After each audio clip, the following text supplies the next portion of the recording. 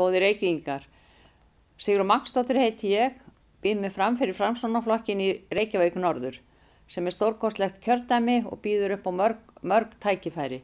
En við Framsóknarmenn leggjum höfuðáherslu á að leysa íslensku heimilin undan klakaböndum og létta skuldabyrði þeirra.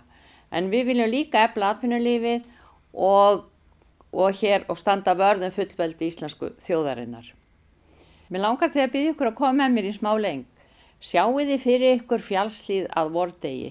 Það sprettur undan klakaböndunum lækur.